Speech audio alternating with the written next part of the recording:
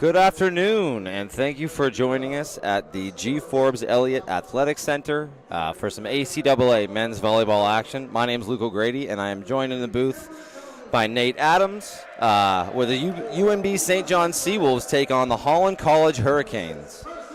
We would like to acknowledge that the land that we gather on is unceded and unsurrendered traditional territory of the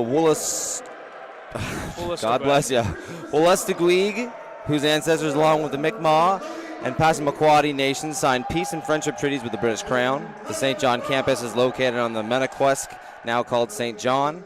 Metaquesc today is the home of many diverse First Nations, Inuit, and Métis people. Our live broadcast is brought to you by the ACAA TV, powered by Sports Canada TV. Be sure to subscribe to our Seawolves YouTube channel as well for all the action this season.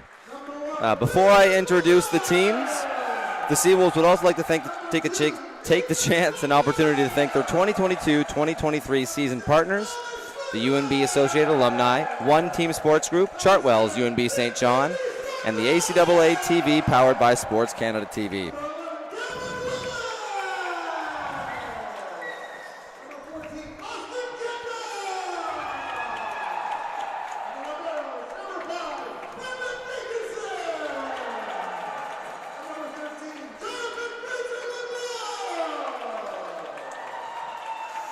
The double libero.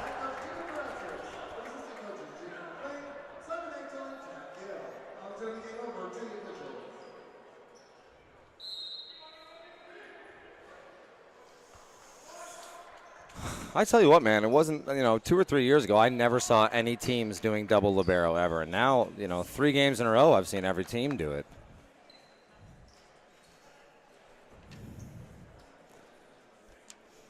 Out there on the court for the Seawolves, we have Liam McClellan, the setter. We have Ethan Tucker, the first-year middle out of St. John's, Newfoundland.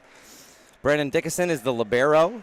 We have Thomas Blizzard, another outside hitter. We have Finn Kearney-Staunton, another outside hitter playing left side. Cam Willis, another first-year middle. Jonathan Fraser-Monroe is another libero. We talked about that 2 libero set that we probably expect to see today. And then Austin Kendall, the third-year right side from Hanwell, New Brunswick. I think he'd probably say he's from Fredericton, New Brunswick. But either way, I think he's making his first start of the day as well. He's up at the net right now. On the Holland College Hurricane sides, we got Cody Murphy starting, the first-year left side. First-year libero, I apologize. Cameron Calhoun, Kiefer Sinclair, Carson Gray, Luke Hyde, Nathan Baker, Chris Basilio, and Tyler McBride. Back now to serve is number 1, Liam McClellan. I believe he's the captain of the team. He's a second-year setter from Fredericton, New Brunswick.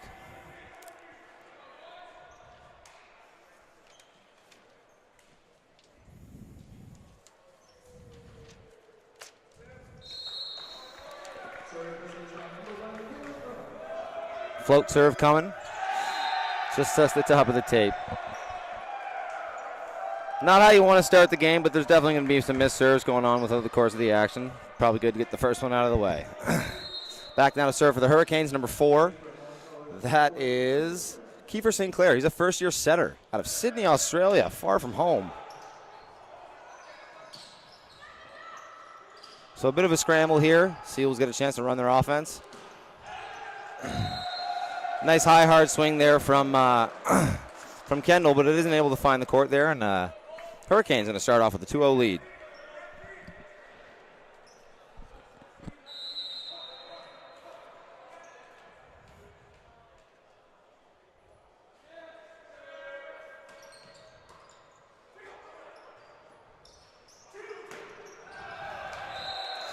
That's a tough one if you're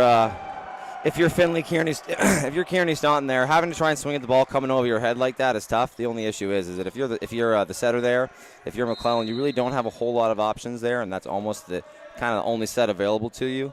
Unfortunately, they aren't able to find the court there, and the Hurricanes extend their lead to 3.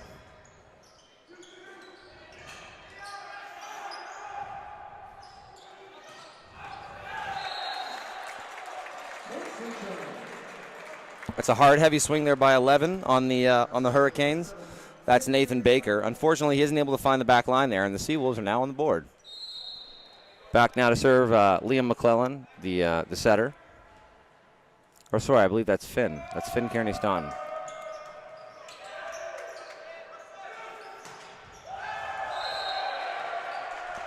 Yeah, that was number 3, Cameron Calhoun. We both had our eyes on him in warm-up, certainly, and that's going to be the first opportunity to use him. I think he's going to be very crucial throughout this game, as he's a big swinger over there for the Hurricanes. Yeah, he's got a heavy swing and he's got some bounce. He's one of those players when you're watching in warm-up and they jump and they just kind of it takes them a little longer to get back to the ground than you thought, and it makes you pay a little bit more attention. Really great dig there by JFM. So we were saying in the warm-up, it looks like they're going to run what you would basically consider like a 2 libero set, and you could think, if you want to consider it anyway, it's like, you know, you have an offensive libero and then a defensive libero, offensive being, you know, the libero that you have in the game when your team is serving, and defensive being the one that's going to be on there when you're initiating the point with serve-receive. Right now we have a middle in the backcourt, so you're not going to see either libero, but keep your eye out for that. It's going to be Brandon Dickinson and Jonathan Fraser-Monroe.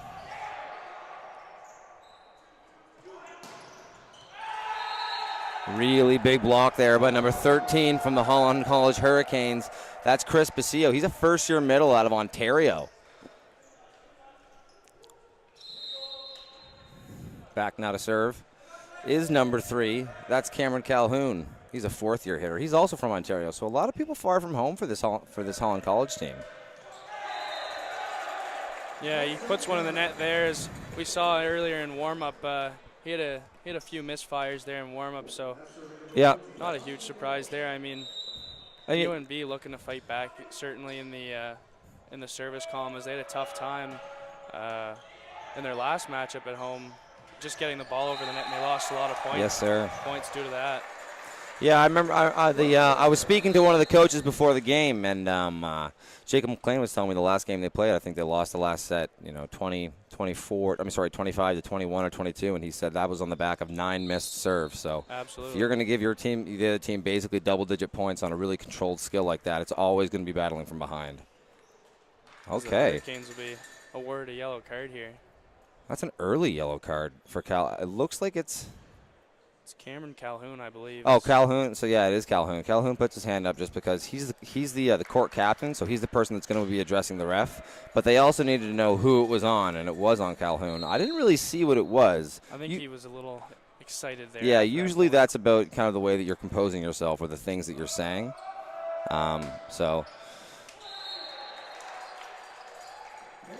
A missed serve there from Austin Kendall after a really strong serve in the one before. I'll be honest, usually the refs will say, hey, they'll give him a warning for a thing like that. So for that yellow card to come out on the 10th point of the game, Calhoun was probably doing something the ref took a bit of an offense to. Holy smokes. A great swing there from that's a really big one there from Cam Willis. Yeah. I talked to the head coach of the Seawolves before the game, and he was saying that Cam, has flashes of being one of the stronger players on the entire team, but they just want to see some consistency from him, and that's what they're talking about, right there. I mean, if you're able to get that kind of production out of your middle, it opens up everything else for your offense. Yeah, that was Thomas Blizzard. He had a great outing there last time here. Really came up clutch in the last few sets. Grabbing a few extra points with some great swings. But and he's starting to get the ball over the net, as he did struggle with the serves last time they were here. Yeah, the spin serve will always be fairly high variance. I think that's kind of like live by the sword, die by the sword. I don't think anyone would argue it's easier to probably make a float serve, and that's kind of what we've seen so far. A couple of those heavy hitting spin servers have missed a couple. That's a good one there from Finn Kearney-Stoughton. Yeah, that's probably that's kind of the veteran connection. So I know that Liam McClellan and Finn Kearney-Stoughton are fairly close. I think they're roommates, and they're also some of the more tenured players on the team. They're both second-year players, and I think a third-year player is the most tenured person on the team. So for a young team, that's a fairly tenured connection and a good run by them. But right on cue, I mean, Holland College Hurricanes with a bomb from number 5. Yeah, that was Carson Gray. A great swing there. Oh, I apologize. Number. The back court.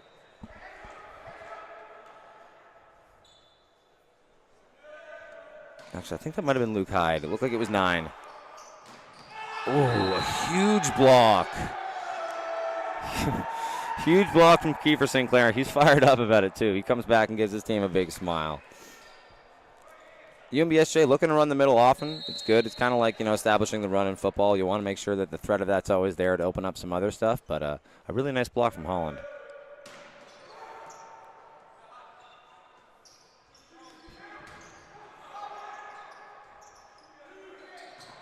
Wow. It's a block party. Holland College fired up about it. You know, UNBSJ, really good job of handling that first block well, getting a touch on it, and then being able to get a high ball to the outside again. But a really stout block from Holland, who's up 3 early in this one.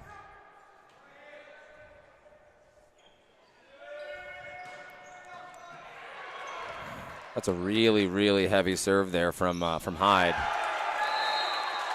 And UNBSJ right back with one for themselves to diminish this lead here. That's a nice off-time swing there from Austin Kendall, just getting a high, hard swing on a ball that, you know, it could have easily just been bumped over as well, but put some pressure on the defense and is able to convert. That's a bomb squad. Oh. You know, head ref, I'm not sure we have our refs written down here today, but who do we have? Oh, Pat Thorne. So Pat Thorne, you know, been reffing in St. John for a really long time. Nobody has a better perspective in the gym than her. I don't know if I thought he stepped over the line there, but a really big hit taken away by a hitter hitting in the front court there. Kendall with the changeup. Wow.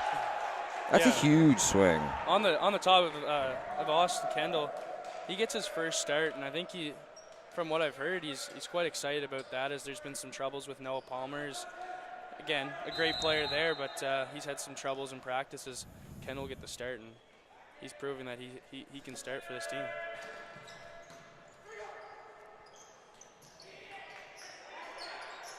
Really nice pokey there to pop that ball up and keep it clean. But a great swing by Kendall. Kendall makes the job of a setter very easy, being that he's just such a big target. He's fairly athletic, so it's not that he's going to, you know, get caught with his shoulders, like, you know, in the wrong perspective to the net. And he's got a big long wingspan. He can find the ball in some different spots, and there he's able to hit it high and hard off the hands and take a point for the Seawolves. So Seawolves now within 1. Right as I say that, though, Kearney Staunton puts one into the net, and now Holland College up 2 with number 11 back to serve. That's Nathan Baker. Nathan Baker, a second-year outside hitter from Clarenville, Newfoundland.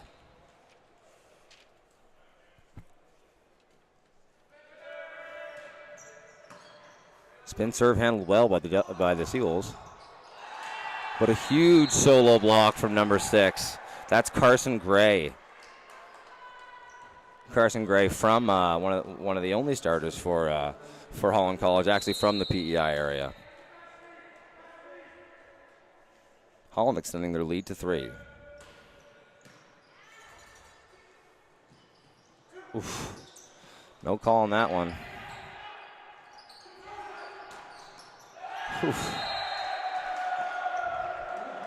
Really nice play from the Hurricanes. High, hard swings on those outside balls. Put the pressure on the defense without putting yourself at too much risk. Gotta like what the Hurricanes are doing now. Led by head coach Brett Butler. Brett Butler, you know, feels like just yesterday he was playing for these teams, and now he's lining up as the head coach for a fairly young Hurricane squad.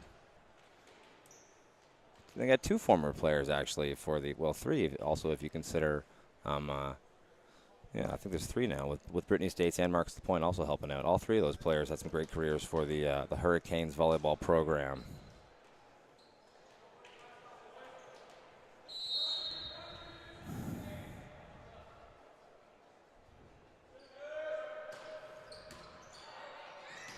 Holy smokes.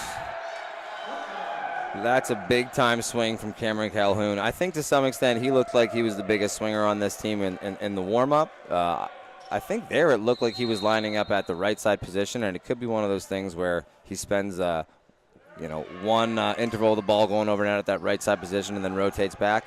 Or maybe he's there for a rotation. But a big one there from him.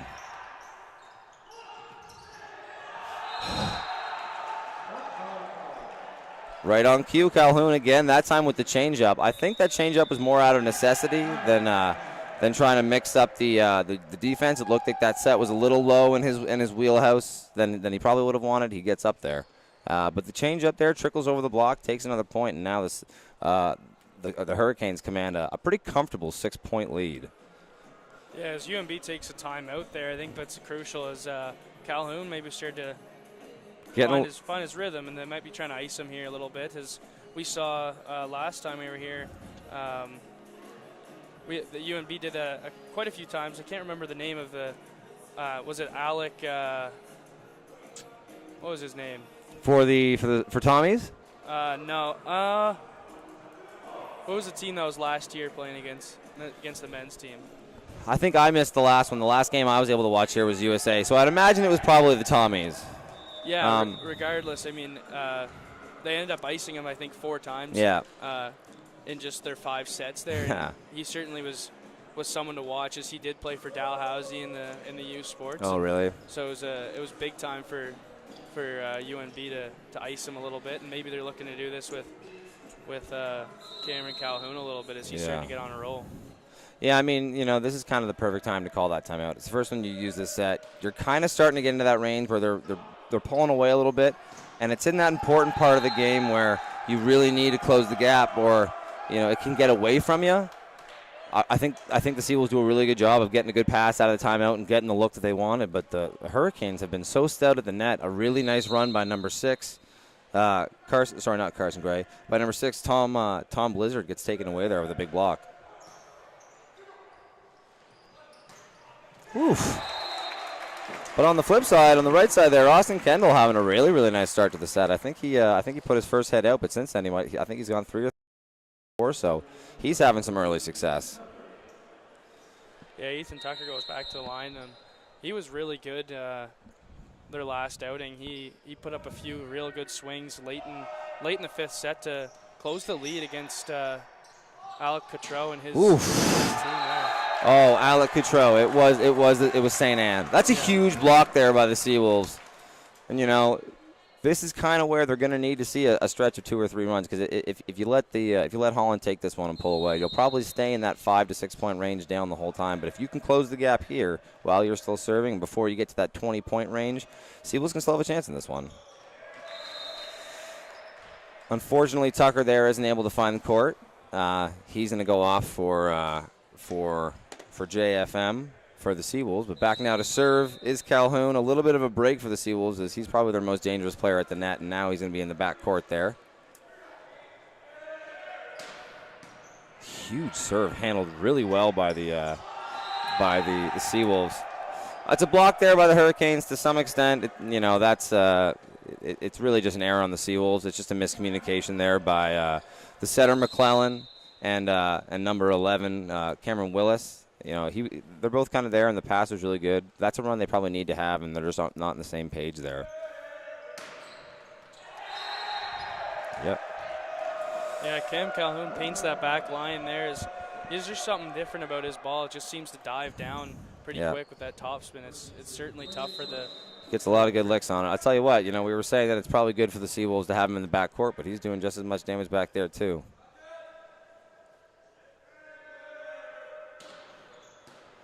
Bit of a change up there, probably because the toss wasn't exactly where he wanted it to be. Thomas Blizzard, with a real nice effort, he tries to take a push there off the hands and use them as a tool, or as however you want to say it. But unfortunately, he doesn't get any contact there and just pushes it out the back. You don't want him to kind of come away from the big swing too early and get too deep into his bag of tricks before they can really prove that they can block you every time. But unfortunately, they have done a really good job of putting up those big blocks at the net, and it's making the Seawolves do things like question themselves and think about tipping on a first option there, as opposed to just swinging away. So all things coming up Holland so far. Dino Carazios, head coach of the Seawolves, now down to his last time out for the set. And, it's hard to say what the message is right there. I don't think there's any one thing that's really plaguing the Wolves right now. I would say that, they're passing pretty well. They just need to kind of convert those offensive possessions. Yeah, absolutely. I think the Hurricanes have done a really good job as well of getting up to the net and certainly stuffing it right back into them. Yep. But, yeah, I mean, other than that, UNB's just got to find a way to get around those blockers. Yep. And also, it could just be a matter of riding the hot hand. We've seen a lot of good stuff from Austin Kendall so far. If we get a good pass here, I think I'd like to see Liam McClellan go to him here. Wow, you know what? Yeah, Blizzard thought he had that one, but certainly hard to say if Blizzard thought he had it or was kind of just playing the game there. Either way, that isn't exactly the great pass that we were talking about, and I think honestly Liam McClellan just does a really good job of being able to get any contact on that without it being a double.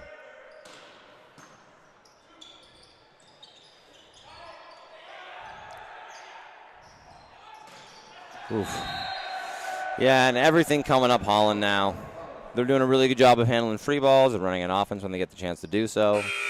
On the flip side, the Seawolves really struggling here to get some passes up to their offense since they've come out of that timeout.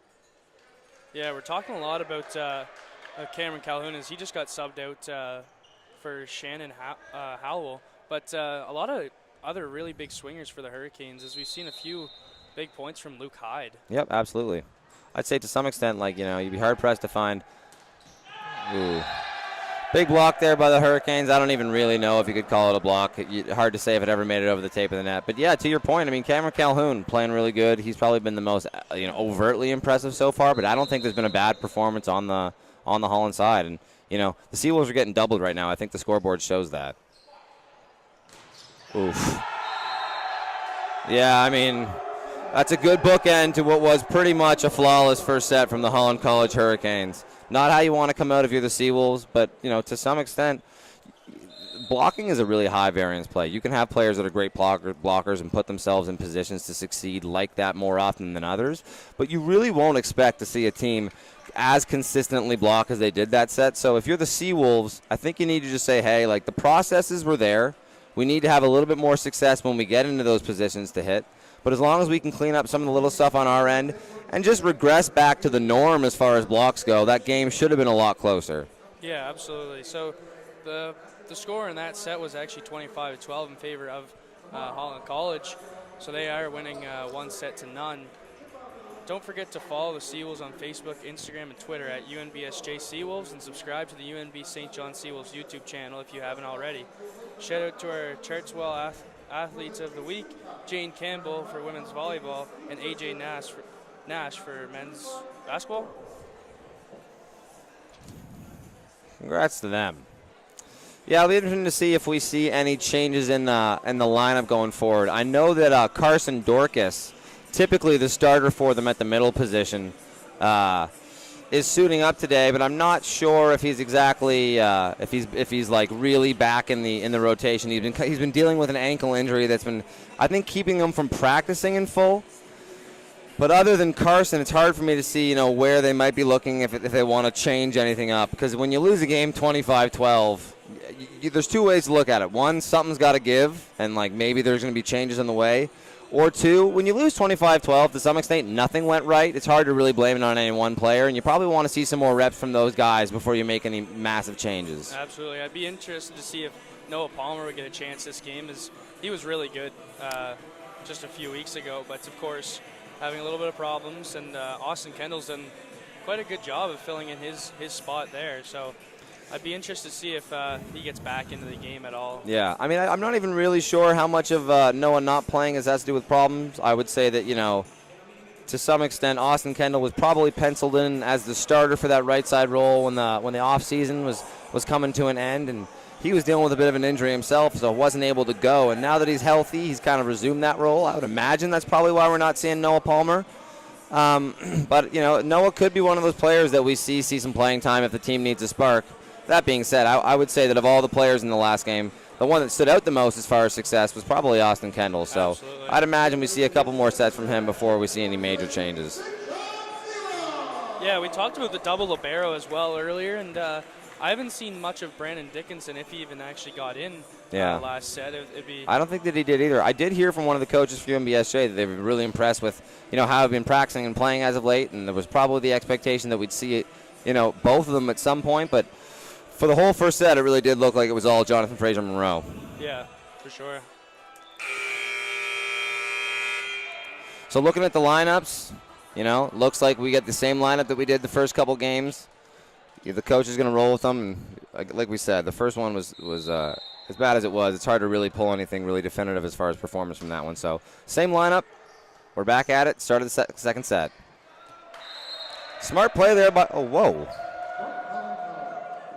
No touch? suppose no one else there looks as confused as I did, and they had better perspective. But I don't know if I didn't see a touch there. Yeah, I think Finn Kearney-Stoughton thought he had that one as maybe a potential touch there from the Hurricanes, but I guess not. Miscommunication there from McClellan and from and Kendall there. Kendall tells him that he wants that a little bit more inside. He's got a very angular approach. It kind of makes it tough for him to adjust for things when they're a little bit more outside like that. But by the same merit, the setter and the hitter need to get on the same page there. And if the intention is for that set to be inside, then it needs to be.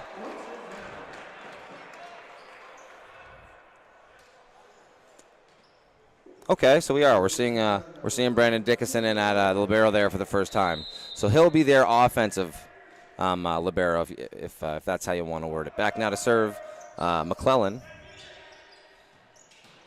Holy smokes! How do you want to get it with this Holland team? Holland running a really nice offensive run there.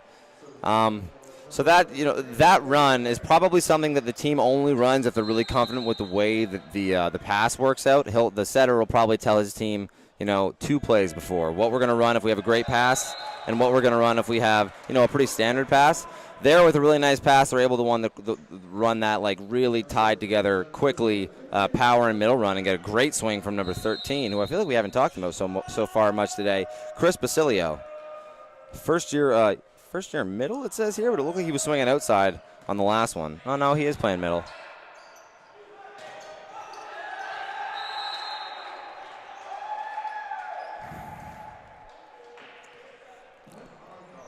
Big swing there by Carson Gray. Extend the lead to 2 now for Holland. Back to serve is Cameron Calhoun, who had some nice serves in the last one.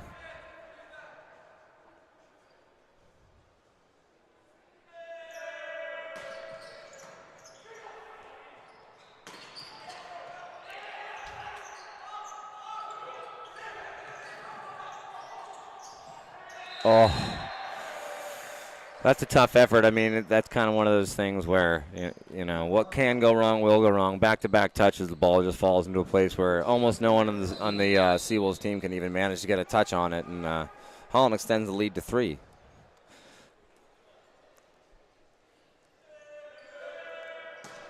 Oof, nice swing on what I thought was kind of a bad toss.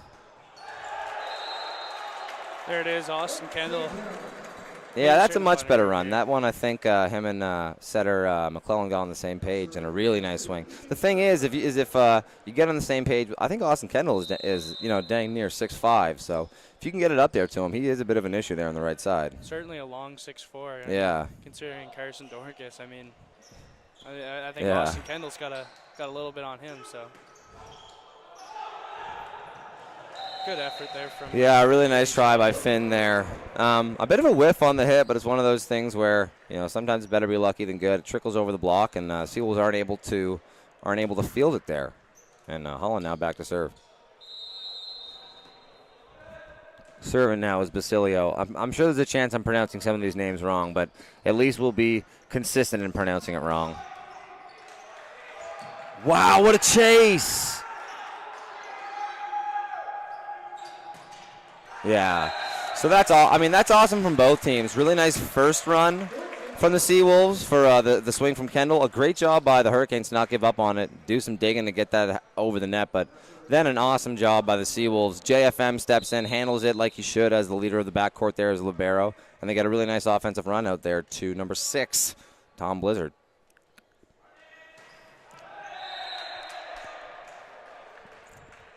Austin Kendall isn't able to sneak it over the tape there, and the serve's going to go back to Holland. Back now to serve, that's Carson Gray from Stratford, Prince Edward Island.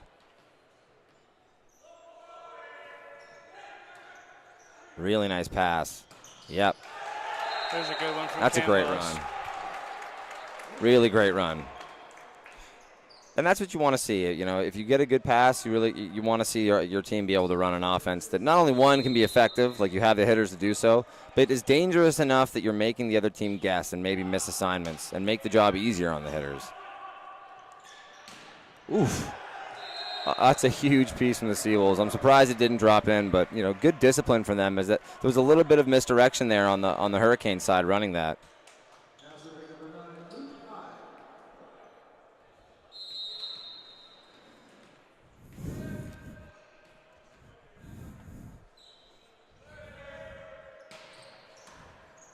Nice pass. Bit of a give and go there from McClellan to Kearney Staunton, but Kearney Staunton isn't able to put enough topspin on that to get it to drop in, and it goes out the back. So 4-point lead now from Holland. I think that's the largest of the set. Back now serving is Luke Hyde. Luke Hyde's quietly had a nice first set and a half. JFM hits the deck on that one to let it go out the back.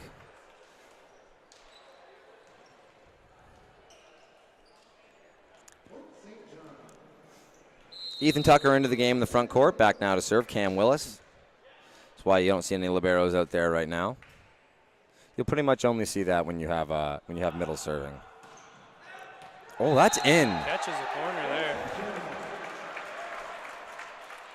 In by an inch or two, but still in all the same. And a really nice serve there by Cam Willis to bring him within 2.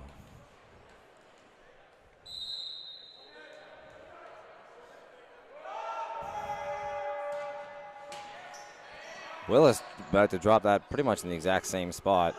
Oh. Crafty there. Yeah. Handled a lot better by the Hurricanes on that one, and they're able to get number 15 there, the libero. That's Tyler McBride. Throws up a nice back set to Calhoun. And Calhoun with an off-tempo shot. Clips some hands, and it drops out of bounds, and point Holland.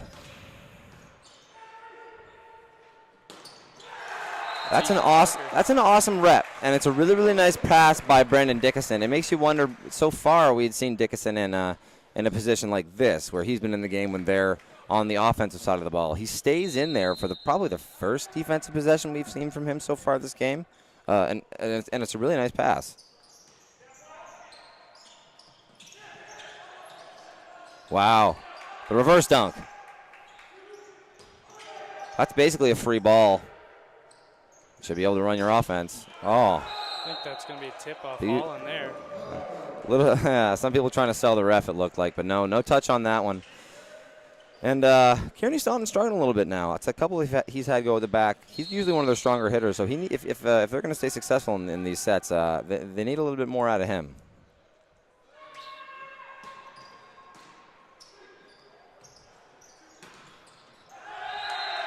A nice heavy swing there, gets eaten up by the block. Holland College now on a bit of a run here. Now up 8-12. Jonathan Fraser Monroe now back in the serve receive. As Brandon Dickinson takes a spell on the sideline. Back to serve for the Hurricanes is number 11. That's Nate Baker.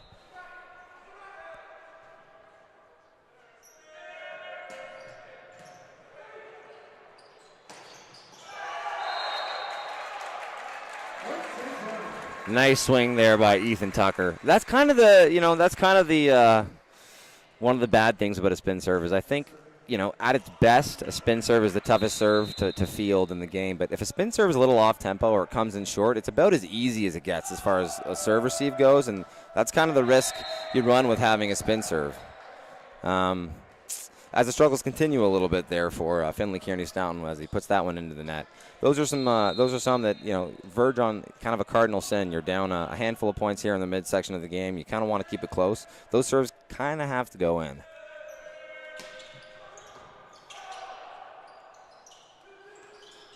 Wow, dunked from the Hurricanes there. Chris Basilio having himself a really, really nice set. He's a first-year player.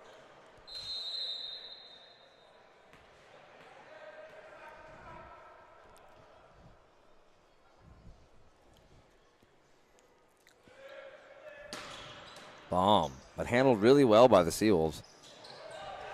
Net.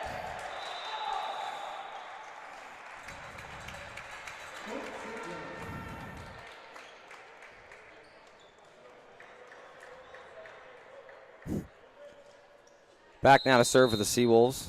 That's Tucker. Tucker, a first-year middle from Newfoundland as well. So a couple of people from Newfoundland getting some playing time today. Oof. Again, that's Basilio. That's a real deep set from Tyler McBride, the libero there. You can't double hit a serve, and there's a lot of leniency on lifting as well in the first contact. spent a lot of time in his hands there, but I think that there's a good call there and some two clean contacts following that for Hurricanes to take the point. Out. Good eye there from the Hurricanes. Another issue there from McClellan and Kendall there trying to connect. Again, it looked like for Kendall it was a little bit too much outside. It is one of those things where it's a function of both the setter and the hitter. The setter probably does need to do a better job of finding the hitter in his wheelhouse, but by the same merit as a hitter, you need to have enough flexibility in your approach that if it is off, you can make sure that you get something useful for your setter. On the flip side there, real nice swing there by, I believe that was Thomas Blizzard to take the point.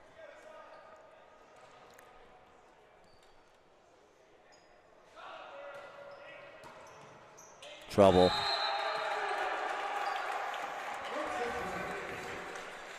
Real tough spin serve there. You know, not the deepest, which almost is one of the tougher ways to kind of field a spin serve, and tight to the sideline. So a tough one for number 15 Tyler McBride to field there.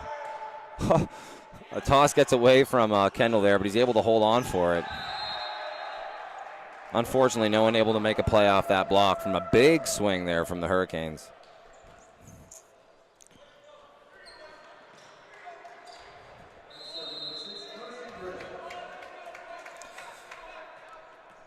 Brandon Dickinson in the libero spot for the Seals at the moment.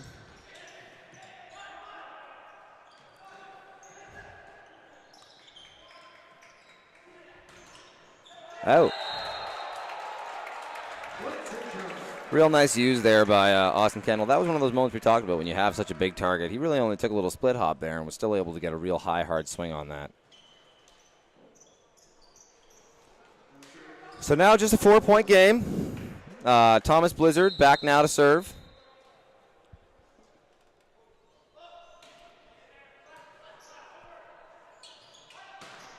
Oh, what a touch by Dickinson. What an awesome run by the Hurricanes, and only made better by the defensive play from the Seawolves. Tell you what, the Hurricanes are playing really nice volleyball right now. They're taking advantage of the free balls that they're getting, the opportunities when they have really good passes to their setters. All of their hitters are doing a good job of recognizing those and running, kind of the secondary play that we talked about for those perfect passes, and putting a lot of pressure on the Seawolves to play defense.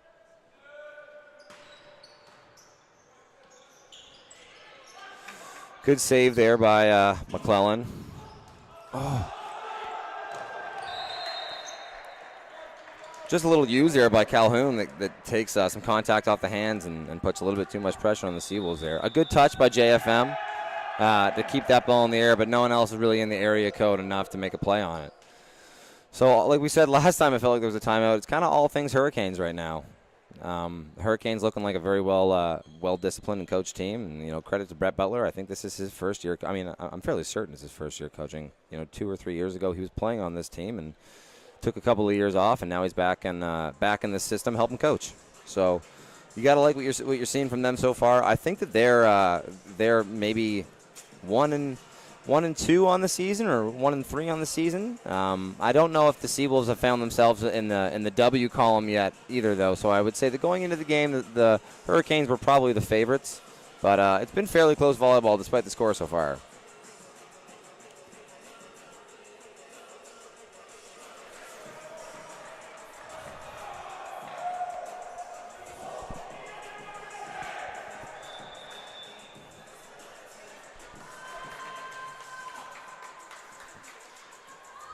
All right, so 19-13 now for Holland, and they're back to serve. This is one of those situations where it's kind of got to happen now if you're the Seawolves. You got to make yourself a play, put yourself in a position to get some points on the board. The larger, any larger than the 6-point lead we see now would probably be curtains for this set.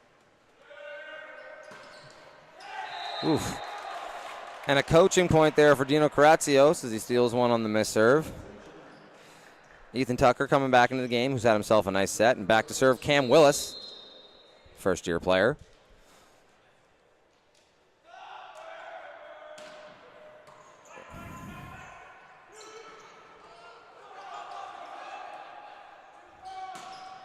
Oof. Good swing there from Finley. Good use. What a scramble. This is volleyball. I don't know. Something funny went on there, yeah. That was, yeah. Right there. Number 4, Kiefer Sinclair, the setter, who's had himself a really, really awesome set so far. And he's a fairly talented young player. Got some really clean hands on him. Gets a little too clean there and hits him with the alley-oop. Oof. Top spin on that. Got to get a swing. Got to get a push. Wow, good job to all players to stay off the net so far. Oh, wow. The aggression from Calhoun there. Well done. And also just a really good job from Sinclair to recognize the situation and know that Calhoun was there and ready and just throw it up on 2 there. Yeah, I think as well as Liam McClellan. He's had a tough time, or he had a tough little set there as he was scrambling all over the place to get that second hit for UNB. Oh, man. Been a total block party for the Hurricanes. Good effort there from Finn Kearney-Stoughton. Wow, it's interesting that that's the play that ended up, you know. UNBSJ did such a good job of sitting in there on defense and wearing some tough ones off the chest and the arms, but it's the tip out of the middle from Chris Basilio that's going to steal the point there. So now, you know, a lead extended to 6. Been a nice serve from Sinclair. You know, all things kind of coming up Holland at the moment. Damn.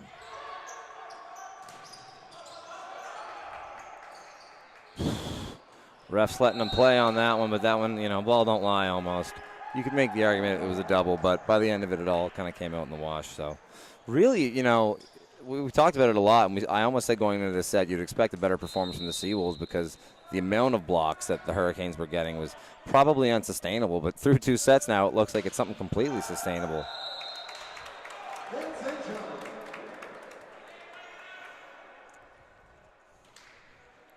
Back now to serve Liam McClellan. Said it earlier that it had to happen then, but now it's like it really has to happen now.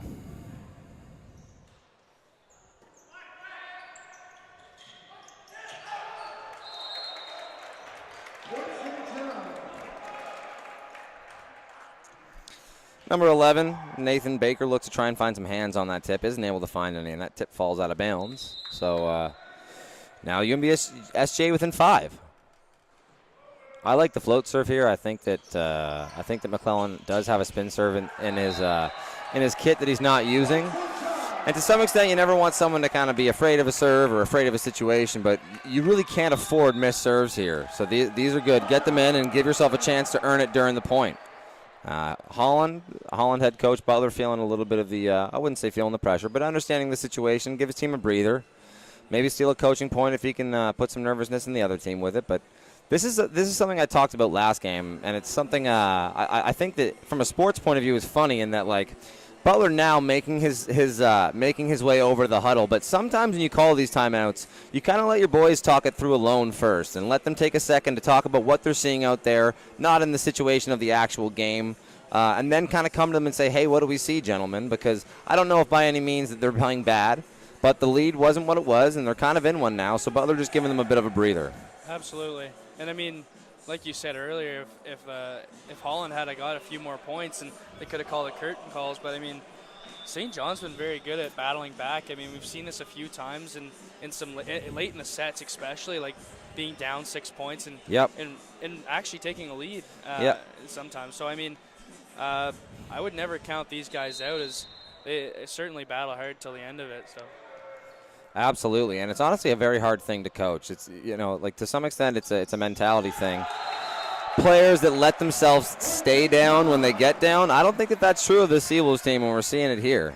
You know, right out of the timeout, that's a moment where you could either kind of take the momentum back as Holland and put your, you know, choke the chicken, we'll say, but on the flip side now, a good serve, almost no work from the Seawolves to bring it within 3, and I would say the momentum is kind of strongly on the side of the Seawolves at the moment. Wow. Really nice touch. It's just going to be a free ball. Oh. Brandon Dickinson. Dickinson tries to get a little bit too to some extent, you just have to get that ball over. There is a little bit, of Dickinson that thinks, hey, I want to get this over and maybe also make it a little tougher, keep it low, get it to a point that I don't think people are. But first things first, you got to do no harm there and just get it over. And again, they get one right back. Huge point there. That's a bit of a cardinal sin, man. You really can't miss in this situation. Like we said, you don't want anyone to shy away from their first serve, but you definitely have to run with a serve there that you can get in. Because here come the Seawolves. And Finn Kearney-Stoughton is going to be subbed out for, I believe, number 4, Carlos Pazbrio? Pazbrio. We said that we probably won't pronounce all these names perfectly, but we'll keep them consistent until we learn how to do them right. Certainly. I apologize for that. Yeah. Dunk. Again, that's Basilio at the net. Yeah, Chris Basilio's had a really, really nice game on the net. I don't know if, he just kind of doing it all, getting some good blocks, doing a good job of staying disciplined when there's those scramble drills, and then, scoring when he has a chance to hit. So now back to the line, probably the person the Seawolves want to see the least, Calhoun. Yeah, and that's why. Walk-off ace, just an awesome serve. And the Holland Hurricanes are gonna take that one 2-0. Yeah, that'll do it for set number 2 as they do lead 2-0, and they took that one 25-20. Yeah. What was the score of the first game? I believe it was 25-16. Yeah, so that was a better performance. Certainly. I think we saw a little bit more out of the, just a few less blocks that we talked about will probably make a little bit of a score difference. But even then, I don't know if you could say that they did a worse job blocking that set. The blocking has probably been the story of the game so far.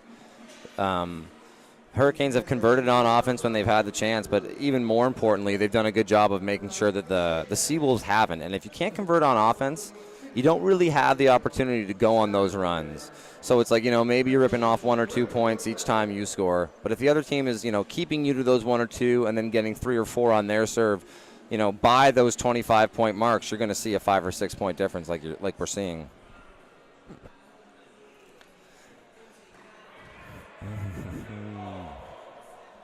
Hurricanes libero is also wearing basketball jerseys. Get those boys some libero jerseys. I know they have them. I know you guys got them.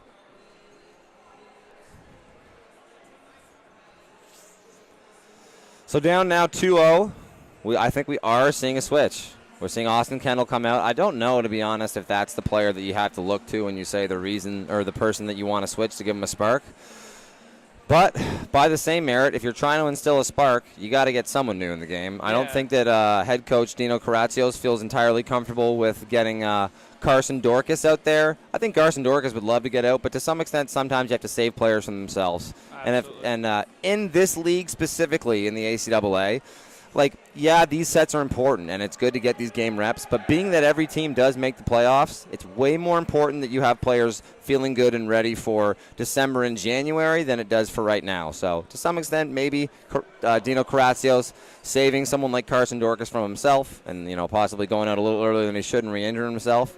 But wanting to instill some new blood into this roster at the moment and see if maybe he can spark something up. We're going to see number 16 now in the game, Noah Palmer, in place of Austin Kendall. No, I like Noah Palmer coming in the game. I think St. John's had a tough time maybe a little bit with their full momentum, actually gaining some energy, and I think he brings a lot of energy to the table.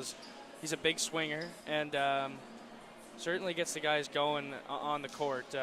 He's a loud guy out there for sure. So yeah, it'll be interesting to see. I mean, it looks like that is something that the Seawolves could use right now, is someone just to be a bit of a gun for them, be that spark plug that kind of instills a little momentum as these go on.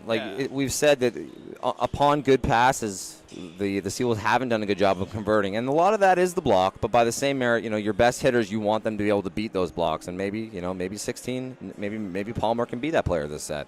Yeah, I mean. Not to discredit Austin Kendall, he's had a great game so far, certainly, and I don't know, it's a tough one. I think so, too. You almost just look at the bench and say, what other position could we see a different body at? And if Coach Dino Karatsios just wanted to have some new blood and maybe just have a chance for someone to be a spark, it might have just been that was, Kendall's position was the only one that really made sense. Yeah. I don't think anyone would say that he, played to a level where he doesn't deserve to keep playing, but it is what it is. When you're down 2-0, you got to try something. Absolutely.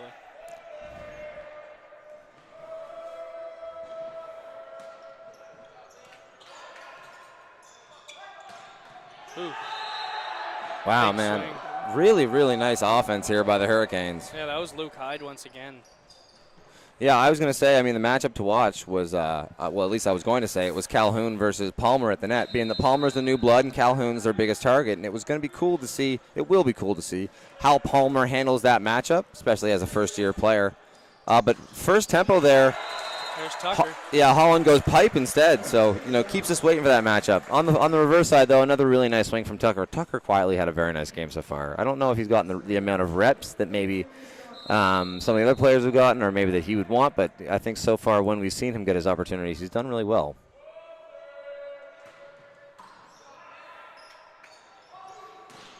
Great push there from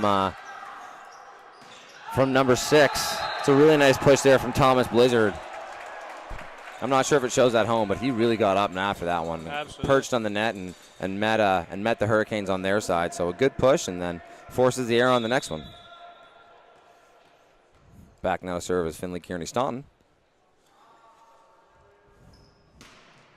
Really nice serve.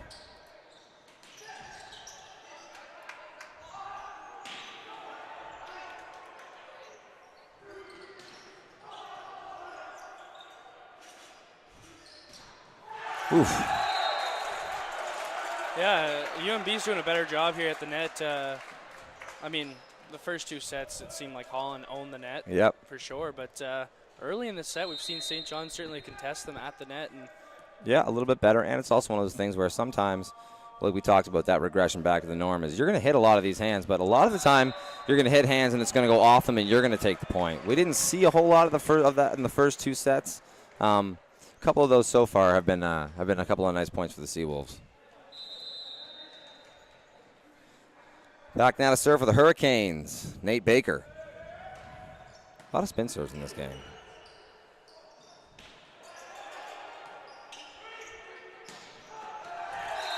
yeah, I think for St. John now, they're just going back to what's working. Yep. They've gone over to Blizzard a few times, and as well as Ethan Tucker. They've taken an early lead, so keep using what's working, right? That was one of those good situations, too, where the ball was pulled over close enough to the middle, where the middle was going up just as the power was taken off after him. It changes up the tempo of how those sets work. McClellan did a good job of changing up the height of his power set to match where his middle was, and I think he got him a nice little solo block on the outside. And Palmer, his first swing, he'll get a point there. And that's what we talked about, They've been getting those touches all game. There is a bit of, to that point, it hadn't seemed like we've had a lot of the hitting off their hands and it going out of bounds. Just seems to fall straight down. Exactly. A couple more of those like we've seen so far, and the Seals will find themselves in a good position. Oh. That's a bomb. You could kind of see that a mile away. Kim Calhoun there again. Got that one down really quick. Yeah, that's a bomb. That's that's the dream rotation for a power. That one rotation where you're pulled off to the side and the serve receive. The ball doesn't come anywhere close to you. You get to take 3 real hard steps right into your hitting lane. And since the pass was as good as it was, he gets himself a solo block on the outside and goes to absolute bomb town. Boom. Sinclair setting a really nice game. There's Palmer. Palmer, a right-handed right side. Usually, if you can, you want to have a left-handed person on that side just so that they can have their face and their square, like their shoulder square to the court as they're opening up to the ball. When you don't, you see there, he has to let that ball come across his whole frame for that tip, and he just kind of loses it in the space. What a handle by Dickinson, and a great push by Palmer. You have to love that rep if you're the Seawolves. That ball gets put away by Blizzard, and everybody's looking at Palmer for the play he made on the set. Really good job there stepping in. That push like that, I've seen that be doubled by right side so many times. So for him to have a nice clean touch there is really good.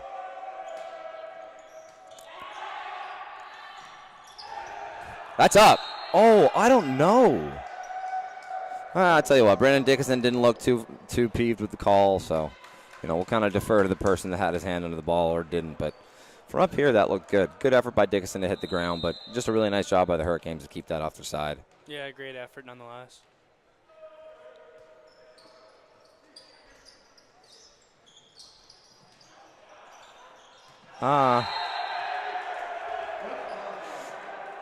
Yeah, I don't know what the call is there. I mean, I guess no call.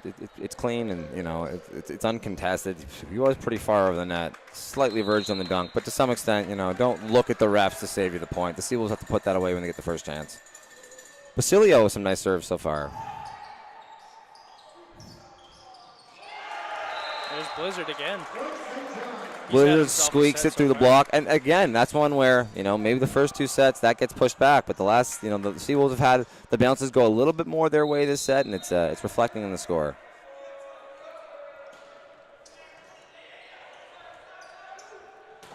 Oof. Handled nicely by the Seawolves. Unfortunately, Kearney Staunton isn't able to find the course there. Yeah, he's had a tough go so far, honestly. I mean, we saw in the first set especially, had a few misfires, and again here in the third set, another one just a little bit long. I think he. Yeah, that seems to be the miss for him today. One thing I will say is that ball went to Kearney Staunton because Willis didn't find himself turned around and as an option for the middle in time. Ooh, good no call there. There was a touch from both. Oh, that's an interesting no call. Refs letting them play. At least they're consistent. Haven't been a whole lot of doubles called all game, so stayed off the double call on that one. Really nice swing there on the outside, and Seawolves steal the point there. I was saying, though, I want to see Willis do a better job of making himself an option on offense when he has those long, deep balls that are fielded. Unfortunately, he puts that serve into the net there, so he's going to get subbed out for the libero. Score being, I believe, actually it's 9-8. Yeah, there we go. Score 9-8 now in favor of the Seawolves, but back to serve. Number 9, that's Luke Hyde. That's in there. Miscommunication, it looks like there from Dickinson and Blizzard. One of them has to hit it. You'd almost rather than bump into each other, both trying to play it to no one. But they end up looking at each other and they watch that ball land.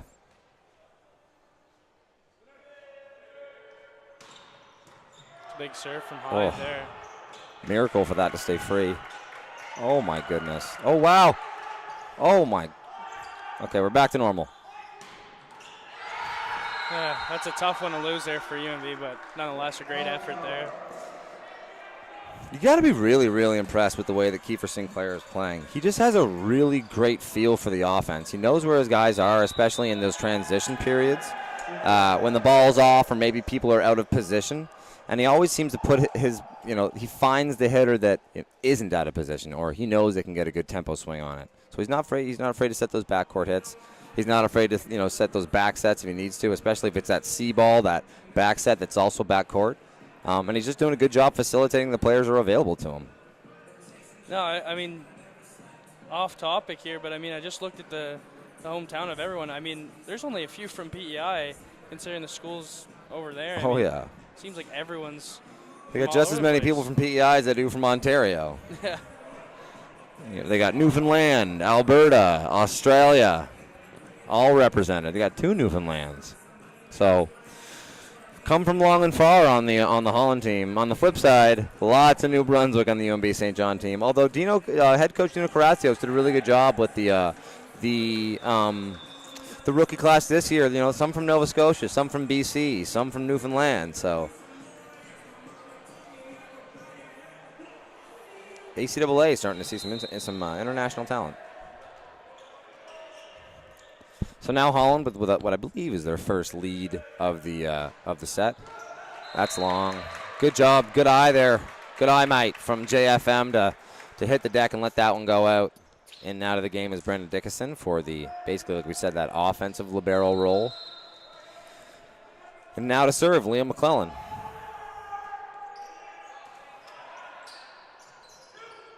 Holy smokes, man. That set hung up there. I think Sinclair would tell you probably put a little bit too much height on that than he wanted. And honestly, to some extent, I bet you the only reason that play lives the way it does is Calhoun out-jumped the block. He took off. The blockers tried to jump with him, and by the time they were on the way down, he was still, coming up on it. Unfortunately, though, a missed serve there is going to bring this to an even game. And Kearney Staunton going to get a sub again for Carlos Paz-Brazillo, CPB. I will say, I think one of my friends who's close with the team was saying that number 4, Carlos, I think he actually said he tore his ACL like weeks ago, but the way that he's been walking around with it, like, unfortunately, that's an archetype in volleyball, being the guy that gets called in to make the serve. It's actually so much harder than you realize because you kind of have to be staying ready while staying on the bench, and it's like, it's almost like setting yourself up for that failure. Ooh. Someone get a swing on that.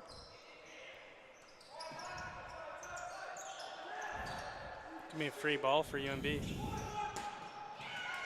Nice, it's up. Good dig there. Oh. Sloppiness there. Sinclair has set himself a very nice game. I will say, though, when he seems to make his mistakes are sometimes he sets it a little bit lower, just really trying to run that tempo, which, I think I appreciate a setter that, like, airs toward that side, like trying to meet their setter in perfect tempo. But a couple of times now, he's left his hitters a little short trying to meet them in their wheelhouse. Oof. Yeah, you definitely don't want to set it too low to Calhoun there. Higher you can get it up, the higher he'll find it. Another set where it looks like he takes off before everyone else and lands before everyone else too. Took his time in the air, finding out the best place to hit that one, and drops a bomb cross court there for the Hurricanes. So Hurricanes pull away now, lead by 1.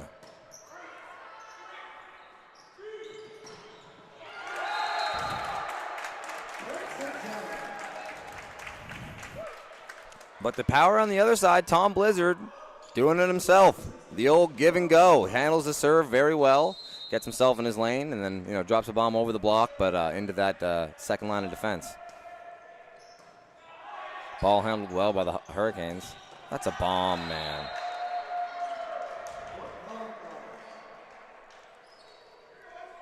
Hurricanes, this is a grind for the Seawolves. I love the game that they're playing because it seems like when the Hurricanes score, it's all this easy stuff, and the points that the Seawolves are scoring are they're kind of grinding for it. But to hang in like the way they are through these points, man, they're doing a really good job.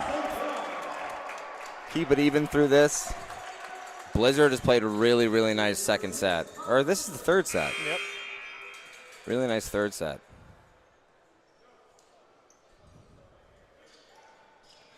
So Kearney Staunton now back into the game, especially now that he's front court.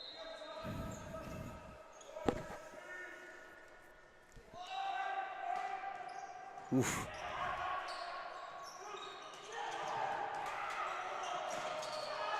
Wow. A little bit of an awkward play there from Sinclair, who almost hits the net there, but he's able to get a nice top spin swing on that and finds the hands to steal the point.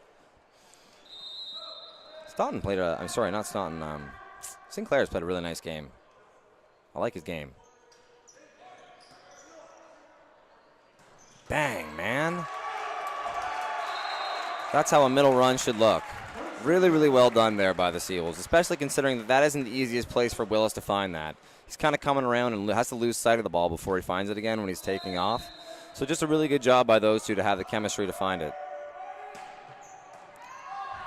Saw a little extra umph in that serve there. What a push, man.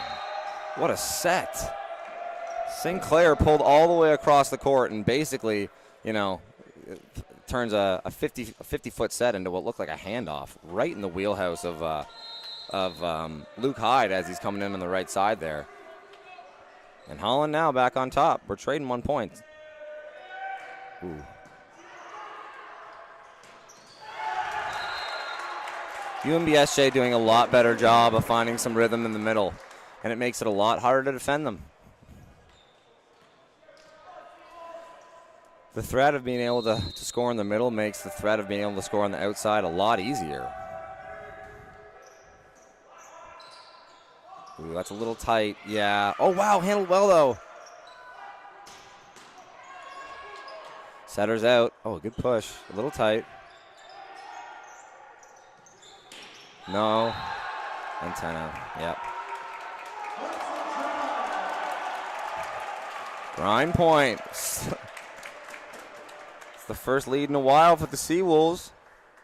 But down 2-0, up 17-16 now. Yeah, it seems like it's been back and forth here for the past few points. And I honestly think this is the first time they've had a lead over 15 all game. So in the right position now for the final stretch. Ball's up. Dickinson, directing traffic. Nice swing there from Palmer, but handled well by the. Oh, off the antenna again. Too many candy canes in his diet. Christmas is a month away. That'll be enough. Coach Butler going to see some reps from number 8 now, coming into the game. Johnny Hindman from Charlottetown, Prince Edward Island. I don't know if to some extent number 11 Baker needed the bench, but it could just be too that in a game where there's still at least going to be a couple of sets left if UNBSJ is able to steal one. Maybe Butler's trying to see some reps from some different players here. So now, a game that was 16-16, UNBSJ up 19-16 and looking very comfortable. The first time out I think we've had to see Coach Brett Butler call, and it comes in the wake of the point before subbing in a new player as well. So we'll see how they come out of the timeout and what adjustments they might make. I think if you're the Seawolves, we say it a lot, but these kind of timeouts are basically just, hey, keep your foot on the gas, keep doing what you're doing. It's more important to make serves here than it is to put pressure on with the serves, especially when you're up. Just putting the ball in the court and giving yourselves a position to win the point through the rally, or giving, even putting the other team in a position to shoot themselves in the foot sometimes. Sometimes the best offense is just a good defense. If you can keep, execution testing the other team, sometimes you might put them in a position to shoot themselves in the foot.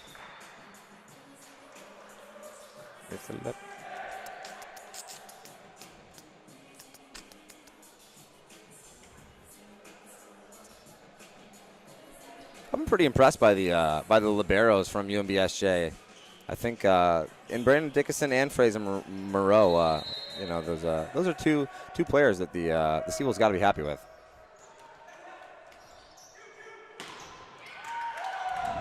Oh, easy, son. Live to fight another day. Really, really nice block there by the Seawolves, who are now comfortably in the lead. A really big. I think that's really good momentum if you're Noah Palmer. You've gotten the best of Calhoun a couple of times now.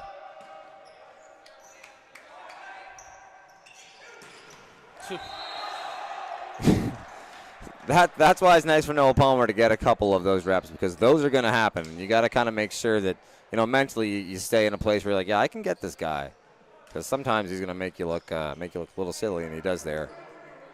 Calhoun drops the bomb. So now, just a 3-point lead for UNBSJ. Back now to serve is Sinclair, meaning Holland's got 3 hitters at the front. Ooh, that's tough.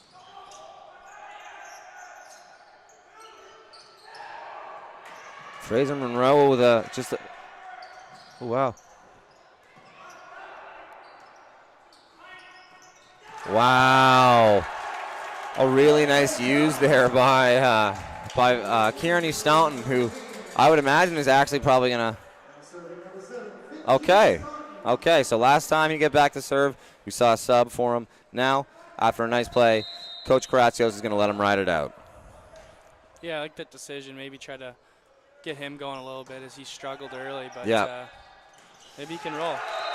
Especially with a lead heading into the fourth.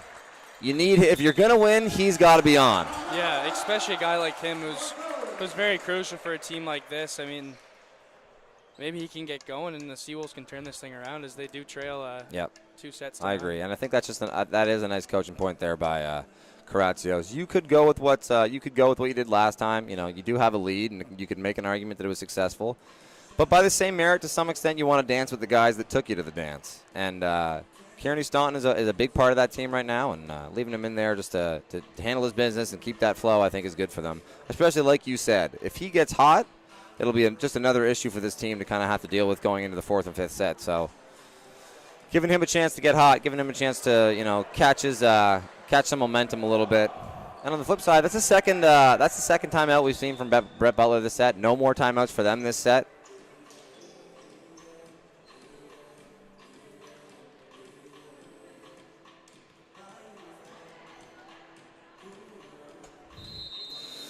So Kearney Staunton to serve, getting pinched out in the back of the Hurricanes is Sinclair. He'll be piercing into set.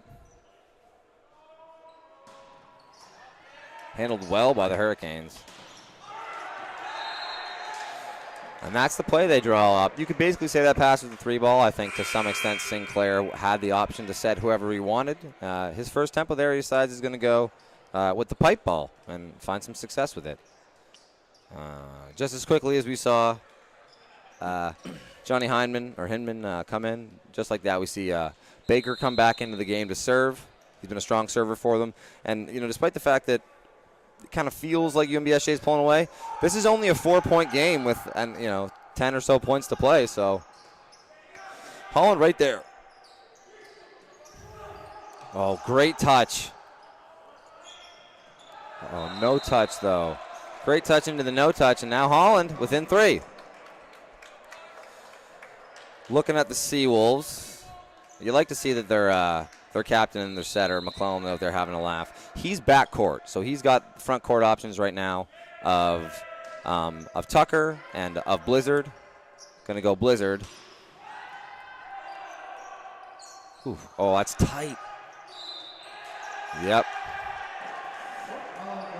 Calhoun does a much better job navigating the net there. Unfortunately, Palmer gets a little bit too antsy, gets a piece of the net trying to play that ball, and now Holland within 2 right there. I was saying we have in the net Palmer, Tucker, and Blizzard. I think if we get a good pass here, I'd love to see middle. It was right back out to the outside, and Thomas Blizzard sends that one down. So it's a great shot. Real nice topspin, kind of around the block and into the spot between the defense where it's really the responsibility of the 6-back, but you're asking him to basically rotate the entirety of the back line. A great swing to make sure that they kind of maintain a comfortable lead heading into the final stretch here.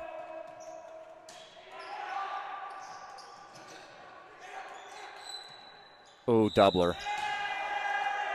Yeah. Not only is it a double, but Palmer got to do a better job of not swinging on that. You can get a flag for that. And, a card, I should say. You get a card for that at this point in the game, and you're really not in a great spot. So you hear the whistle and just catch that ball. Unfortunately, setter gets pulled out. Tucker tries to step in, facilitate, and gets the double. Oof.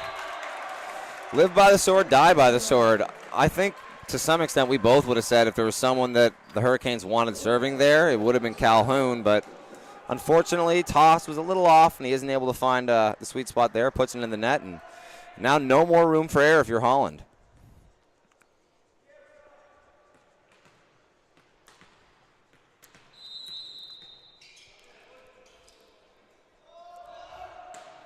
Long. And airs it out, his Palmer. Yeah, it's funny. You'd be surprised how little room for error there is with some floats. You really want to hit a float flat on the flat, like parallel with the ground. If you hit it underneath, the same hit that you would hit parallel with, the same hit might send it 10 to 15 yards out the back, just the way that it carries. That was a huge swing, but a great touch by Holland to keep this point alive. There's some contact on the net there. Oh, wow. And you know what? Head coach Brett Butler fired up about it. He's telling Calhoun to go talk to the ref about the contacts on the net. I don't know if he's not wrong. Sometimes it's hard to say, especially when it's a play at the net with a ball, if the ball hit the net or maybe a hand. But he's fired up about that one, and I remember in the moment of the play, too, thinking that something fishy might have happened there as well. As it stands, the Seawolves rally and win the point, take the set. And now only down 2-1 heading into the 4th. Yeah, that one a much better set from the Seawolves, because they did take it, obviously, but each set they've been getting a little bit better as they take the third one. This one 24 to 22, I believe. 24 to 20. No, well, 25 to 22, but yeah. 25 22. Regardless, they had a tough first set for sure, as it was 25-16, and then a little bit better the second set. Now they've finally taken one, and maybe they can turn this game around a little bit, as the Holland College seems to be on their heels a little bit here, and St. John's got most of the momentum now in this fourth set. Yeah, I don't know if any one player or any one thing really made the difference there. There was a lot of those plays that went Holland's way in the first two sets that started to go the Seawolves' way in that last set. I don't know if the outside hitters for Holland played as good as they did the first two sets. That last one, they gave a little bit of room for UNBSJ to kind of crawl in there, and they did. And now I would say to some extent momentum is on UNBSJ's side. They made that switch with Kendall and Palmer, and I don't know if anyone would say that that's what made the difference, but the team's got a spark now, and I would imagine that that's the lineup they're probably running with. Yeah, I think Thomas Blizzard stepped up huge as well in that set. He had a lot of really big swings. And like you said, I don't think Noah Palmer and Austin Kendall, I don't think there's a huge difference between the two, and I don't think he was at least not in the last two sets. I don't know if either of them. You could go either or. Yeah. I mean, I don't think it's a huge difference, but I think both have played well. Yeah, certainly. I would say if we get a stronger performance this set from Kearney Staunton, who I think, if you ask Dino Karatsios, would say he's probably their number one option offensively, even though it hasn't been his strongest game today. If we get, it sounds like a broken record here, but a regression to the norm for him this set, again, I don't see any reason why the Seawolves can't stay competitive in this next one and for the remainder of the game. Yeah, I'd like to see Cam Willis a little bit more as well. Yes, sir. He sent a few into the net, but, I mean, he's had some big swings for sure as well. I mean, overall, I think all guys have done well here. And, I mean, they just really need Kearney Staunton, I think, to step up, and he might be the difference maker. Ben Wilson in the chat. Hey, Luke, go Wolves. Ben Wilson, a UNBSJ alum. Good to see that some of the older cats are still tuning in and watching the red and black. For those just tuning in, Seawolves went down 0-2. Played a nice set in the last one now to make it 2-1 here in the fourth. Thanks for tuning in. If you're watching, we are in the G. Forbes Elliott Athletic Center here today for some ACAA men's volleyball action. The women's volleyball team played earlier today, and they the women's volleyball team knocked off the first place Mounties in a 3-0 set, I believe. Yeah, and the women's team actually a huge upset there is they're last in the Yep. They were. league, I mean, the women's team came in, I think, on a 3-game losing streak, and on the flip side, the Mounties were rolling on 4 straight. So a really great win for them this morning. And the men's team trying to follow suit. Yeah. Down 2-1 now, but they won the last one and carry some momentum into this one. Oof. Really strong start for the Hurricanes. A great serve there.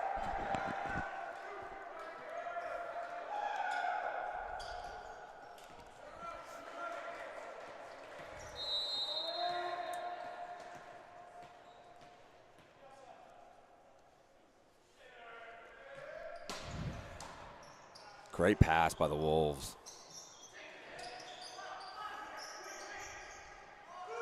Oh, great block. Wow. Great block. I think that's Kearney Staunton there. That's a great touch. Pat Kendall also in the chat. Couple of legend setters for the Seawolves communicating in the chat. If you're watching at home, if you're watching on YouTube, thank you very much for joining us for this ACAA action. Out. Yeah. I was saying, sometimes Sinclair will have a tendency to maybe throw it a little bit shorter than he wants to because he wants to find the tempo. But on the flip side, when it does kind of work out, like right there, that was, you could almost argue that was almost like a quick set for the pipe. But that's just, Sinclair's, game sense and chemistry with his hitters. He knows where they're going to be and finds them. Setter's out. Great touch. Hard to say if that was going in or not. Kearney Staunton turns it around. Bomb squad. Yeah, he's been fun to watch as Cameron Calhoun over there. And yes, sir. he's had lots of big swings, and again, just throwing it down on UNB. Calhoun listed as a fourth-year player out of Timmins. I don't know if I'm as familiar with him as maybe I should be if it really is his fourth year with Holland. You know, he's obviously a game changer. And, oh, what a great serve.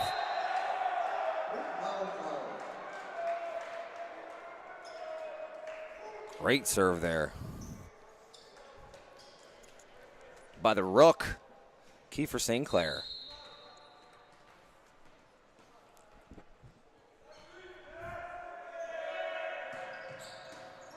Great pass. No touch. That one goes long, out by 2 or 3 feet. So a nice pass, and unfortunately the Wolves aren't able to capitalize. And Holland off to a strong start here in the fourth.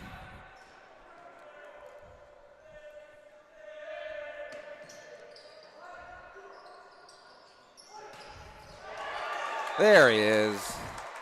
There's a nice little give and go from Staunton and McClellan.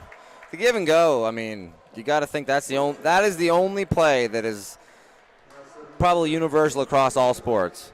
Can you think of a team sport that doesn't have a give and go? Tough one. Ooh.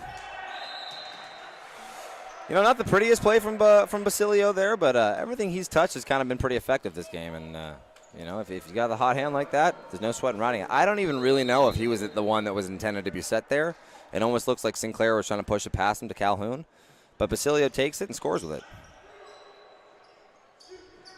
Baseball. That's your answer. Baseball. No give and go.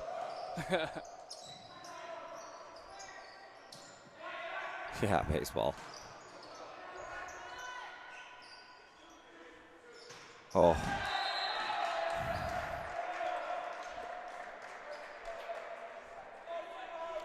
An unfortunate error there by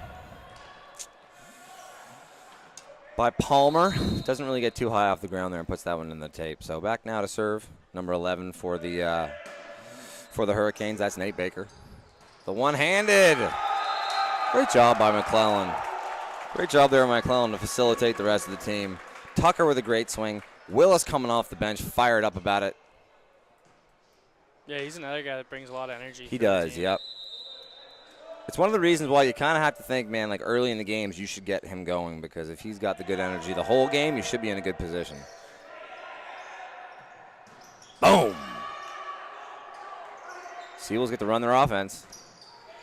Oh, great D from the Hurricanes, though. Handled well by the Seawolves. Wow, and a great swing there. Great swing by 16, Noah Palmer. So way to make up for the last one. That one a nice, good high swing off of hands, and what would have been a block for the Hurricanes in the first 2 sets have kind of started to go the Seawolves' way more the last couple sets, and just a 2-point game now. Tucker back deep to serve. Takes a little hop, skip, and a jump into a float. I mean, that is, what are you going to do? That's all. That is like that. It's close to unstoppable. Just being that, you know, I think the UNBSJ team had a good read on where that ball was going. They got 2 blockers on it and rotated right to where they're supposed to be on defense. And the hole that you're trying to guard with the blockers is to some extent obsolete if the guy hitting can come clean over it. Oof. Great piece there from Blizzard, who hits it off hands and is able to get another point. He's really come on in the last 2 sets.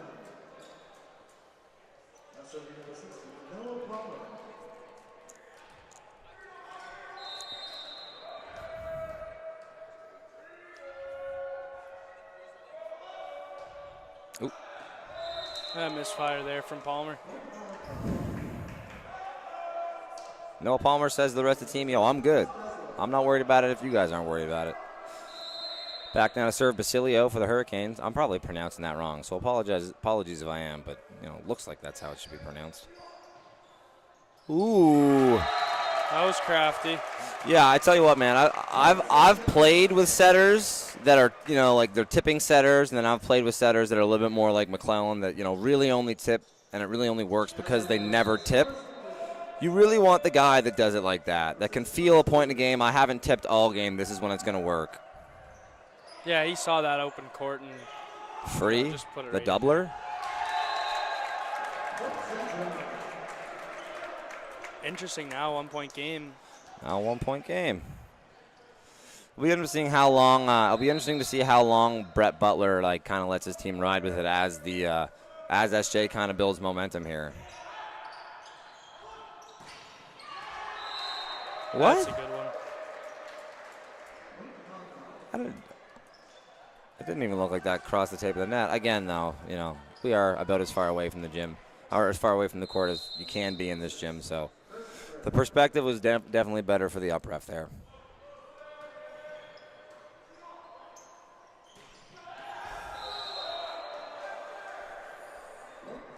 Seawolves aren't able to capitalize there after a fairly nice pass. I think that was probably the run, and McClellan and Willis kind of working out what may have went wrong there.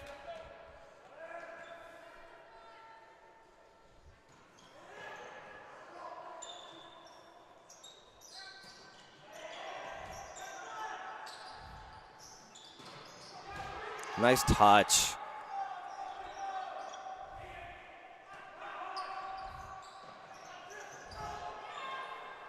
Oh, good effort there by Kearney Staunton. Unfortunately, he isn't able to get a piece on it. Holland just looking really smooth and disciplined right now is probably a good word for it. They find themselves in the scramble positions. They don't look out of place.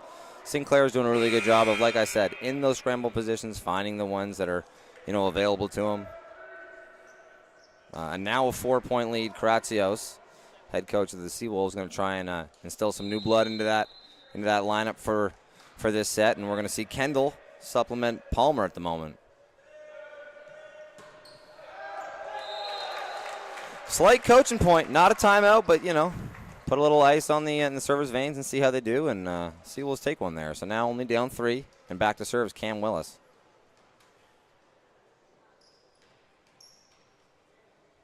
Oh, they're just Calhoun just trying to have a rotation check. I think that Holland's a little bit confused as to the position they might be in. I think they're just doing so for the rotation of the libero into the game. So, okay, yeah, I think maybe they might even spent a point out of rotation, but such is life. Back now to serve is Cam Willis for the Seawolves. Let's see the hands in the air here. All good. Oh, okay. So I think that is the conversation. I think the conversation is that it looks like they may have had a point out of rotation, which I don't think you can retroactively punish. It's one of those things where if the ref misses it, Yeah, we just saw, I believe, Luke Hyde actually take the last serve there, and they did get a point for that, but I'm not sure what the See deal what is. they say. Yeah, they got Hyde at the net now, so they probably had that backwards. All right. The way she goes. Back now to serve, Cam Willis. He's been a pretty good server so far in the latter half of these sets. Really nice field there by the Hurricanes. Holy smokes. That's Hyde. Yeah, like you said earlier with Liam McClellan using that tip, like you said, he doesn't use it very often. We just saw that from Sinclair on the other side. Kind of put UNB on their heels a little bit and kind of gave a free ball back over to Holland. No. Ball don't lie on that one. Last time he served, he wasn't supposed to and got away with it. All right, now Liam McClellan back to serve. 13-10 is the score, so the Seawolves right in it. Handled really well. Oh, what a push. Austin Kendall solo out there. But got to be able to do it twice. It's at your feet. Hurricanes rallying a lot better. Good push there by Kendall, unfortunately. He also was the one I think they called for on the net there at the end. All right.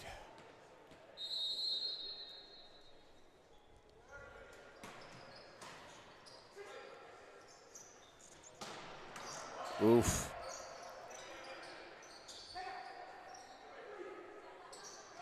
Yeah.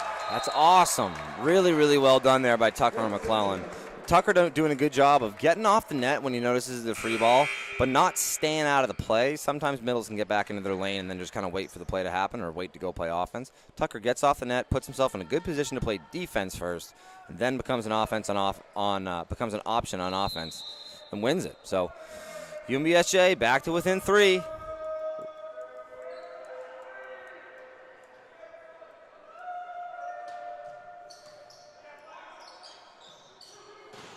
Oh, wow. Very, very few times so far today when Calhoun's had that, first tempo read on the outside that he's been shut down. That's 2 out of 3 of the last one that Kendall and Tucker have got a big enough piece to send him back. That was a huge one there from the two of them. Momentum builder. Had the boys on the bench standing up. Yeah, Cam Willis certainly got fired up for that one. Yeah. 100%. On the net, Tucker. They called on the net. Wow, interesting. They called on. It looked like there might have been a touch on the net, but both of the boys in the Seawolves guy pulled down enough where it didn't look like they hit it. But I guess that movement they're saying was actually Calhoun. So just a 1-point game now. It's really. Oh wow. Hard to say what was going on there. I think Sinclair kind of saw a ghost. I mean, that was a ball, gettable for him, and I don't know if anybody else called him off. It didn't look like he asked for help. But now a tie game, off the back of Carlos Paz Barizio with some really nice serving. You could read the label on this ball. It's a really nice float. Oh. Wow. In! Wow, man! That is really nice coaching, and I'll tell you why. Because the person that blocked that ball is the only person at the net that's responsibility isn't to get over to Calhoun. So that ball's off the net on the first touch. What you see as the defense there is, okay, this is an off ball. If it's an off ball, you can't really set pipe. You can't really set middle. It's going to go to one of the corners. Based on where it went, the only person they could set there is Calhoun. Yeah. So a really great job by Blizzard to abandon his guy, get to that side of the net, and basically take away all the angles that Calhoun had to cross the net there. That was a great adjustment there, as we've seen them go numerous times back to Calhoun. Yep. Just a great adjustment, like you said. The UNB should be fired up right now. I mean, 100%. They've got the lead, so. You got the lead. Not only that, but I think to some extent, momentum feels more than a 1-point lead. The last 4 plays, the Hurricanes have gone to their best player in basically a 1 or 2 point game, and every one of those points, Seawolves have come away with. So, I think if you're Brett Butler, if you're talking to the team right now, I don't know if you change up what you're doing. I don't know if you try and go anywhere else. But by the same merit, Sinclair has had really nice success moving the ball around all places today. 11, Baker has done a really good job hitting. Hyde has done a really good job hitting. Basilio, everything he's touched has turned to gold. So I think maybe we will see a bit of a break here from Calhoun if it is a good pass.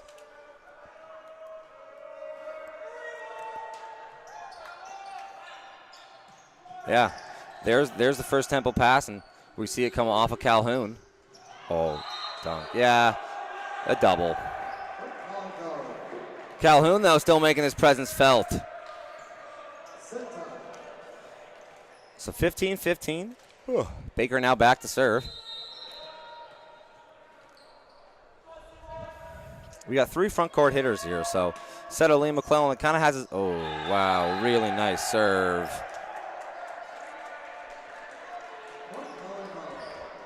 Yeah, they snatched the lead right back after a couple of points there. Looking like a great timeout from head coach Brett Butler. Yeah.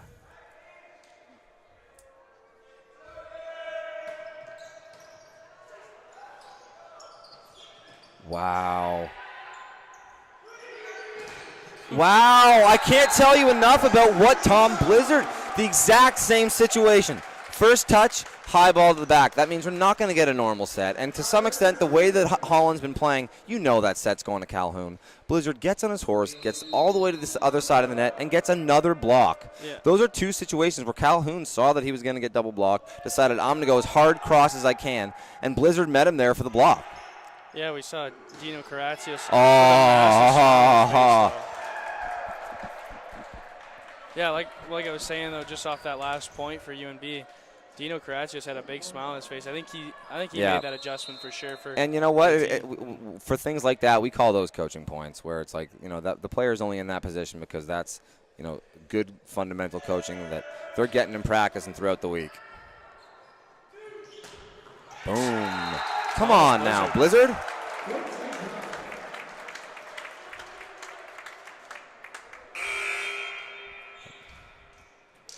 Got a fun game brewing here in St. John. 17-17, back now to serve Austin Kendall. Oh, we got to card it up. Who took the card there? Usually we get someone to have to raise their hand for who's it on. Who's it on now? Put your hand up. All right, well, boys a little bit too fired up about that one.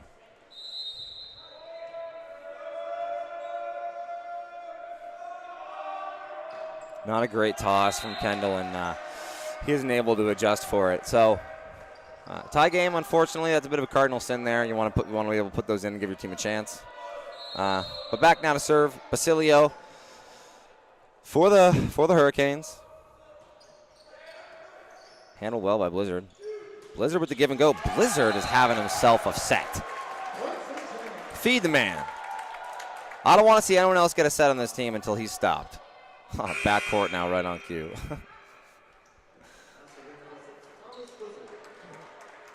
So maybe we will see a bit of a spell as far as sets go to him. But, you know, Kearney Staunton now in the front court. I think if you're the Wolves, you got to like the options that you have at the net. And in a real good position against one of the better teams in the league. Come on. Come on. I think that was Liam McClellan. It was, yeah. I mean, that's one of the benefits of having a setter like Liam. Not only is he, like, you know, real smart, good discipline, good fundamentals, soft hands, but he's an athlete. Guy's over 6 foot, can run and jump. He's not a liability out there solo blocking powers. Free ball. The Wolves are going to get a chance to run their offense. Man. And everything is going the Wolves' way right now. This seems like slight timeout territory. If I was Brett Butler, going to let him play out, though.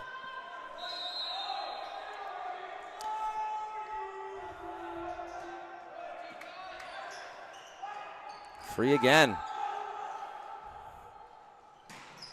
Wow. I can't even tell you how much I love that choice from Liam McClellan. Especially considering basically the exact same thing happened the point before. They got a free ball off a good serve, and he ran that middle run. You'd imagine he changed it up, but if it isn't broken, don't fix it. Right, and I think that the Seawolves are actually taking advantage of having Cole Calhoun in the backcourt right now. Is maybe their offense is a little bit weaker without him. You almost had to see that tip coming, just in how well they've done blocking out there. Unfortunately, Kendall isn't able to close the gap there and pick that up, but a nice 3-point lead here in the final stretch in the fourth set. That's in there. That's a tough one. Yeah, that is tough. Blizzard kind of got, I think Blizzard's intention was to step into that and take it with his hands, and then it hit you with the classic little, you know, float shift where everything you kind of thought you had in position was wrong, and by that point he was already caught out of position.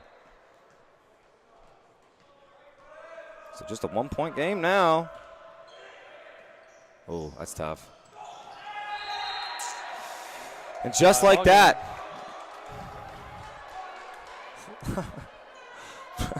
Coach Brett Butler feeling it a little bit. It's a close game. Both coaches, you know, you can see it's weighing on them a little bit.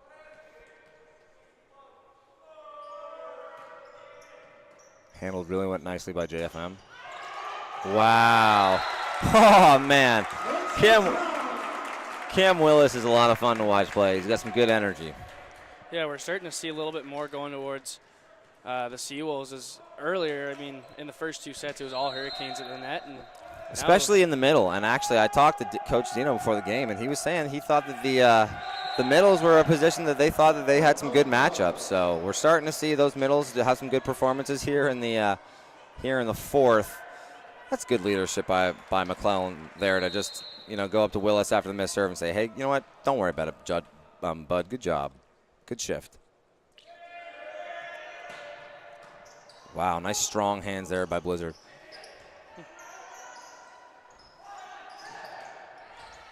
Back. Oh. Oof. We're in one. Yeah, it could go either way now. I mean, it's kind of back and forth since UNB put on a run there earlier in the teens somewhere. But, yeah, it's anyone's game now. If you're the Hurricanes, you're in a really nice position here. You got a point lead, only 3 points to go, give or take. And not to mention Calhoun just rotated to the front court. As well as having Hyde serving right now, too. He's done really well at the service line.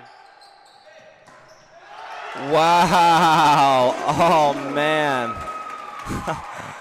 I think to some extent Calhoun and Sinclair thought they were about to, erupt on that one. I don't think he had a block that was anywhere near with that swing, and he just trying to. I think to some extent he'd even tell you, Calhoun would tell you he probably baked the cookies a little too much on that one. He was trying to send it to Pound Town. And there you see the alternative. He takes a little off of it, gets clean over the block, and just drops a tip before the backline defender. So a huge point here for the Seawolves. It's do or die here. Oh, and a timeout called by Dino Karatsios. I actually love that timeout. I don't know if there's any one thing that you're trying to tell your team here to make it the difference, but you're putting a little bit of pressure on the server, Sinclair. That's a first-year player. He's been being called to be the leader of this Holland team, and he's back to serve with basically the game on the line for the Seawolves as far as they're concerned. So a good timeout from Dino Karatsios. Put some pressure on the Hurricanes. Let his team get a little breather. He'll probably also, too, just say, hey, who do we have at the net? If we have a good pass, what are our options here? Just make sure that, without a doubt, the most important point of the game so far, that him and his team are on the right page.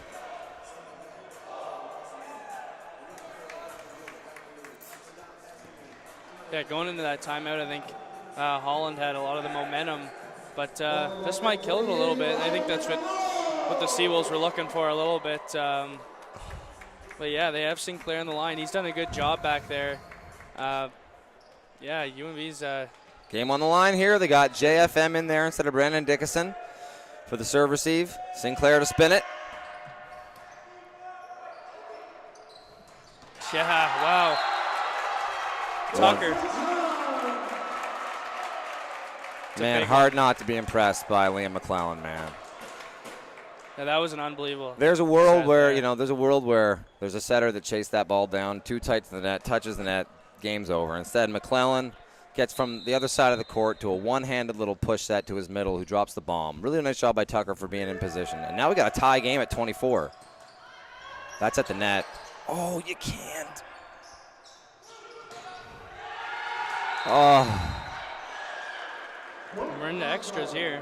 Tucker decides to try and be a little bit, I tell you what, you don't hate the decision. I say all the time, go up there with two hands as opposed to one and really be. But instead, he pops it up, and now they're back on the ropes. Oh, and just like that.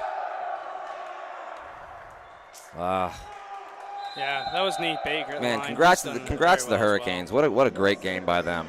Yeah, certainly. Oh, no. And it looks like we got an injury, too, for the Seawolves. Yeah, Tom Blizzard and McClellan slammed into each other trying to make a play on that ball. And that'll do it. Your Seawolves fall 3-1 at the G. Forbes Elliott Center. That Holland Hurricane teams played really, really well. I would imagine, do they play again tomorrow? These two teams? I believe it's actually basketball. Yeah, here. Jonas tomorrow as the basketball teams take on Holland College Hurricanes. The women's jump off at 2:30 p.m. and the men at 4:30. Thank you for joining us. My name's Luke O'Grady. I've been joined in the booth by Nate Adams. We should probably thank our sponsors one last time. The UNB Associated Alumni, One Team Sports Group, Chartwell's UNB St. John, and ACAA TV, powered by Sports Canada TV. Thanks for joining us.